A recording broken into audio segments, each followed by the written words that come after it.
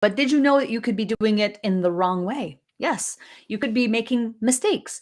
And Stephanie Bonte-Lebair is here with us today to talk about the mistakes that you probably are making with networking and how to fix it. Stephanie, great to have you here all the way from Maryland.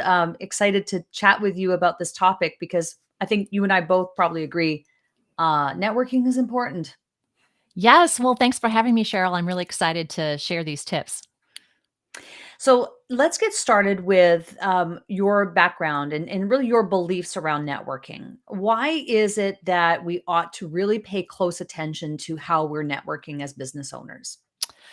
Well, for service-based business owners, I find that networking can be your number one way to grow your business. It's better than a website or opt-ins or social media or any of the other bells and whistles that people think are important, and they are important in some ways. But when you are talking to people face to face or on a Zoom networking, that is how you develop relationships that lead to clients. So, mastering how to do networking well can help you save time and money on your marketing efforts and allow you to really develop the kind of business that you want to that's relationship driven. Why do you think so many business owners get caught in the trap of creating the perfect funnel and focusing so much on non-business generating activities, shall we say?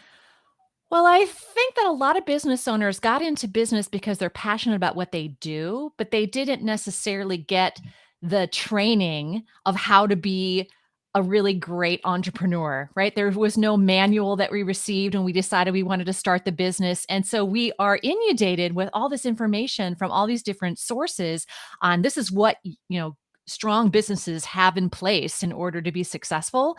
And I think that tends to give us that shiny penny syndrome where we think we need this thing and we need that tool and we need this thing that's going to help us make $100,000 in 30 days or this coach or whatever that is. And it's a little overwhelming and we can get kind of lost. And so that's why I believe networking kind of brings us back to the basics because honestly, you don't really need all of that to be a successful business owner. At the end of the day, I think it is coming back to this back to basics thing, right? If you really Mhm. think, and I think about my own journey, it's like what has worked, right? Let's do more of the things that work and less of the things that don't work. What Yeah, has worked is building relationships. It's meeting exactly. people. It's talking to people. That never goes wrong unless you do it wrong, which is why Yes. you're here. So That's right. let's because no, but there are some mistakes that we can make, right? Yeah. And I think that you being someone, you have the Empowered Business Network, you run the Empowered Business Networking, which is an international networking group, and your business is the Empowered Voice. You know about networking. This is what you do. So Yeah. I'd love for us to dive in and kind of break down what the mistakes are that people are making when it comes to networking. So I'm going to tee you up for tip number one. Yeah. So, tip number one is that most people approach networking from the position of this is going to help me find clients. And networking really isn't about finding clients, as backwards as that may seem. Networking is actually about finding partnerships. So, finding people in the room who want to do business with you, not buy your stuff or your services or your products, but they actually want to be your cheerleader in the marketplace on your behalf, helping expose you to more people. If that is your primary goal, you're immediately going to have more success in a networking environment. Because some of the biggest complaints that I hear from people with networking is that they feel like they're just being sold to all the time, right? Like they meet somebody in the room, and the next thing you know, they're having a one-on-one call with them, and the person's pulling up a slideshow about their product or service, or they are, telling them about the deal they have this month, and all of that feels icky and salesy, and that's why some people don't enjoy networking because they feel like they're on the defense all the time, trying to figure out who's going to sell to me, who isn't. Okay, so let's unpack that a little bit because the Yeah. truth is that if you're doing networking for business, it's because you want business. So there has to be a happy medium. There has Yeah. to be a way to leverage the networking so that you can get clients. Is Yeah. that a process? Is it a Yeah. time span? It What, is. Yeah. because, we have to make sales. Yeah. How do we use networking Obviously, to do that? yes. Ultimately, we want to grow our business through networking. And If you're focusing on building partnerships, you're going to find more clients in a shorter amount of time. So you could go to a networking event and somebody could be in the room who is your client, who is your ideal client avatar, let's say. And you schedule a call with them and you put them through your sales funnel and they eventually say yes to buying whatever it is you have to offer. That can happen. But when you find a partner in the room who's like, I really like you, I really love your service. It's complementary to mine, in fact. Why don't we do something together where we cross promote each other, where maybe we do a webinar together, where maybe we, share our email lists with each other to do an event, something like that, that can be collaborative. Suddenly you have the potential to bring in dozens or more clients from developing that one relationship. And that's really where the focus for networking is going to bring you a much higher return on investment. Stephanie, can we break it down in terms of percentages, right? So looking at networking and saying to yourself, is there a percentage? It should be that, like you might only get 10% of the people that you network with might actually become clients, directly become clients, they themselves.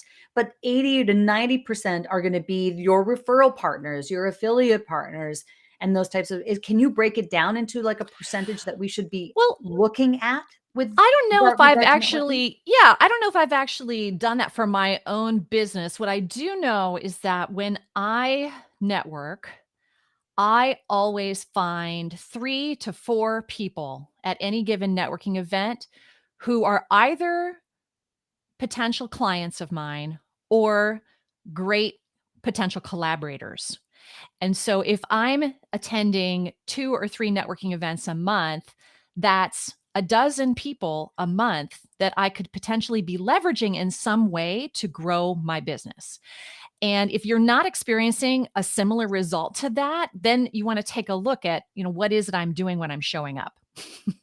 Yeah, exactly. So, Well, yeah. those are some great parameters. It might not be broken down into a percentage of think of it this way for the number of clients but you did give us some parameters by which to approach that. So point number 1 is you're not necessarily using networking to directly find clients, focus more on finding partnerships with people through Yeah, networking. exactly. What is point number 2? Point number 2, a big mistake people make is that they don't have a clear message. They show up to that event, they talk about themselves in such a way that either we're confused by what they do, we still aren't clear, or we've been turned off in some way because they position themselves as selling in their introduction, right? So it's not captivating enough. It's not grabbing our attention. It's not making us want to have that follow-up call because either we're like, yeah, sounds like every other financial services advisor I've ever seen in a networking event, or it's like, yeah, I can see if I get on a call with you, you're just going to sell me your stuff.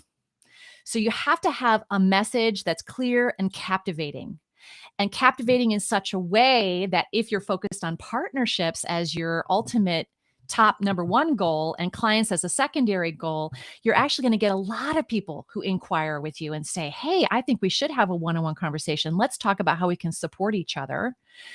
And so, that's what I teach is like, how do you create that captivating message? And that usually means that you've got to talk about yourself from a how do you stand out perspective.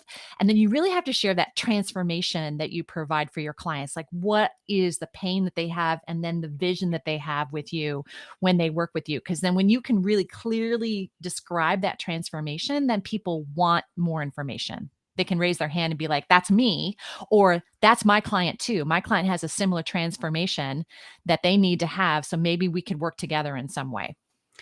And your clear and captivating message might need to change if your focus is less with regard to networking, less on getting clients and more on partnerships. Is it Exactly. advisable to have different versions of your marketing message, one that you would use in networking and one that you would use in other stages or on other stages? Absolutely. I have different ways of introducing myself depending on the group I'm in front of.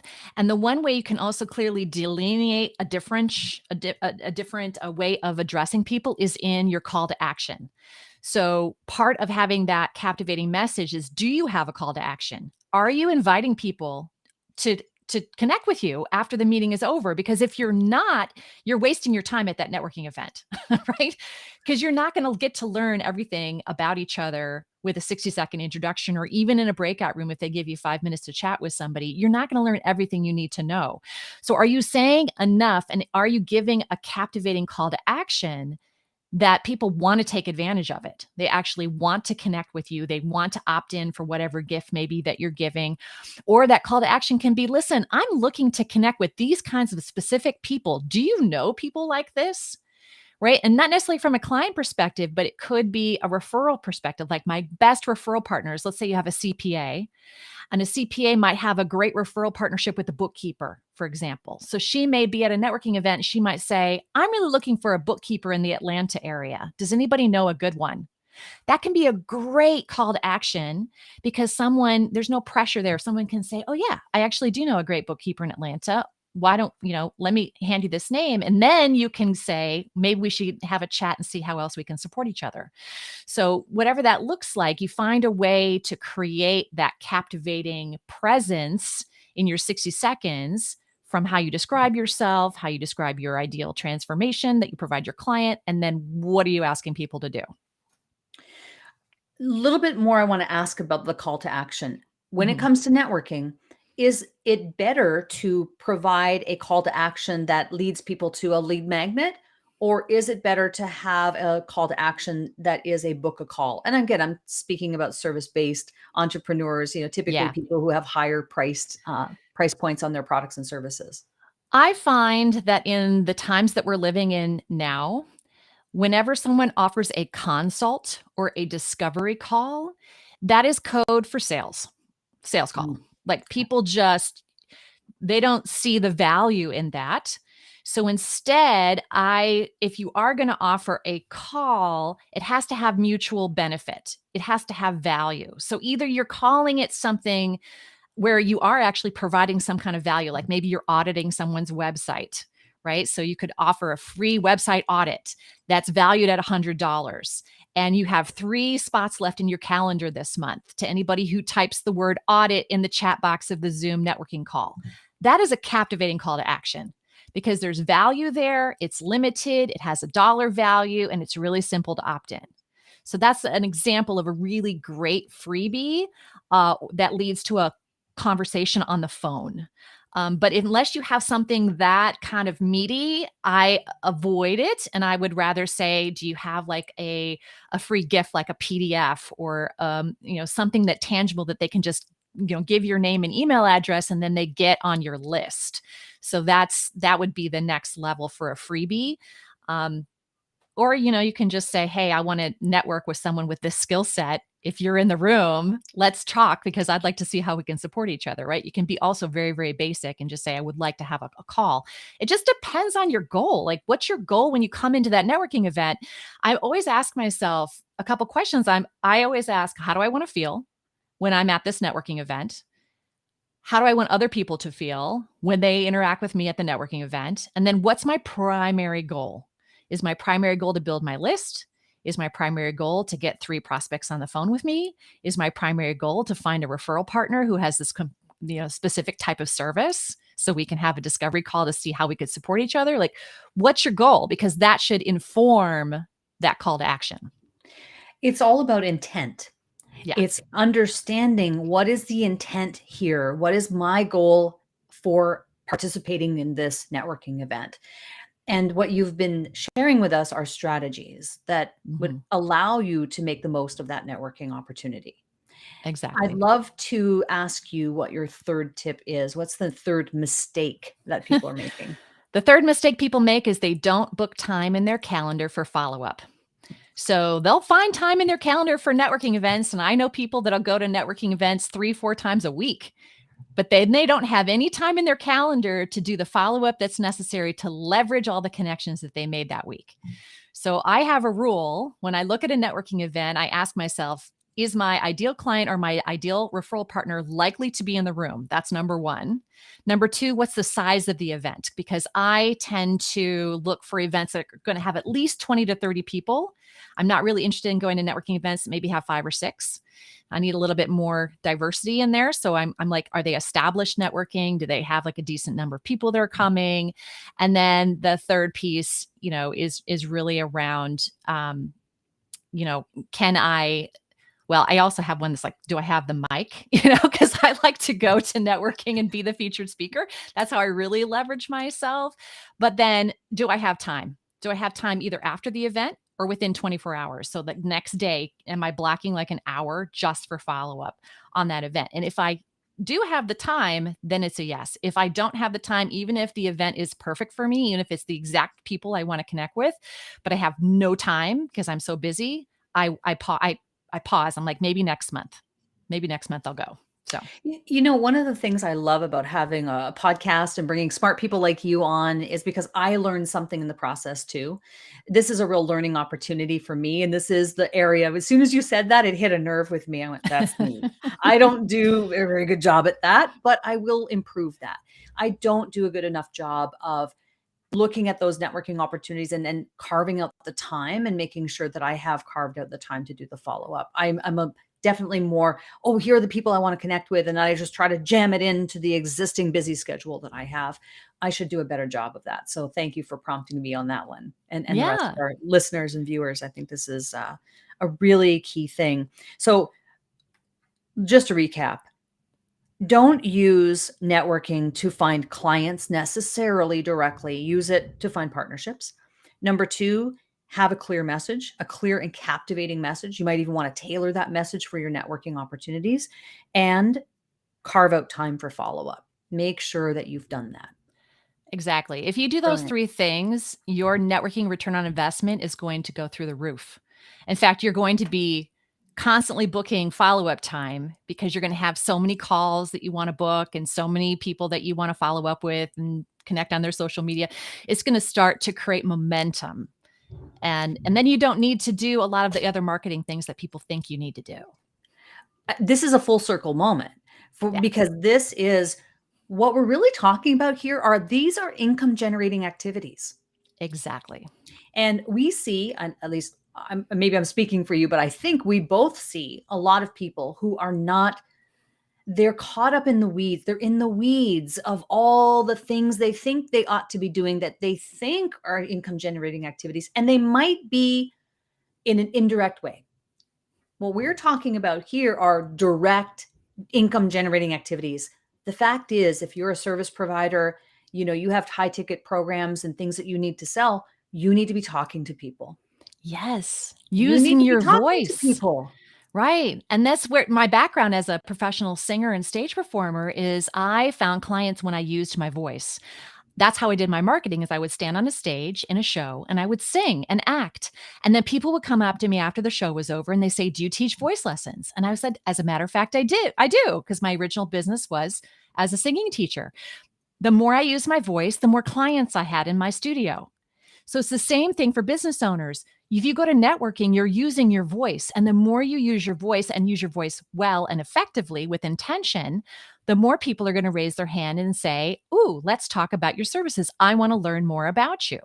And that is so much more important. Like hire people to do your social media or your website or whatever you need, those little tools that help, establish you as a real business in the marketplace, but take your time, your personal time to use your voice. 100%. I love it. Something that we advocate around here as well, and in terms of what I do with profitable podcasting is the same thing. It's getting out. Yeah, You should have your own platform and you should get on other people's platforms. You exactly. need to be speaking. You need to be using your voice and using your empowered voice to That's use your right. branding. So, That's right. all right. So, Stephanie, I would love to ask you one more thing, which is what is a tip, tool, tactic, or technique that's helping you to market, you empower your voice, or you personally that's really working for you today? Well, besides networking, which is the number one thing that works for me in building my business, I would say I'm really leveraging LinkedIn really, really well, especially since the pandemic hit. LinkedIn has been a huge source of virtual networking or electronic networking, and I am leveraging it by inviting people to networking. So a great, and anyone can do this. I don't care if you, I mean, I run a networking organization, but that doesn't mean you can't do this too. I'm sure everyone has a networking group that they visit. And when you invite someone to get to know them and you say, I have a ticket to an upcoming networking event, or I have this great organization that's full of people that you should know. Would you like to be my guest and come with me? That is a fantastic way to connect with people on LinkedIn in a non-threatening, non-salesy, value add, win-win for everyone. And then you can explore the possibilities going forward. And I love that. It has actually brought me a lot of clients, to be quite frank. I've had over a dozen clients come into my business in 2022 because of that strategy with LinkedIn. It's the non-salesy approach. I think we're going to see more and hear more about this in the years to come as we progress and move from Web 2 into Web 3. I think it's going to be predicated on community and database and networking and the people you know and who you have access to, and less about all of the vanity metrics of social media and trying to like scramble to get a million people on Instagram and all that. I don't think it's really going to matter as much anymore going forward. It's going to be about who do you know, who do you have access to, and that approach that you just shared about LinkedIn is right in line with that. Yeah. Where can people learn about you? So my website is empoweryourvoice.com, and you can see all of the different facets of my business, including my networking group. It's on the menu, but I love to help people with their communication and feeling good in front of others and being able to use their voice powerfully, whether it's podcasting or video or standing on a stage in front of people or creating Zoom environments where you can use your voice. So I love to support in several different ways. Stephanie, so great to have you here on Cash In on Camera to share your insights on the mistakes that we are making with networking. And you've given us some really great solutions today. So thank you so much for being here. We really appreciate it. Thanks so much for having me, Sheryl. It's been a pleasure.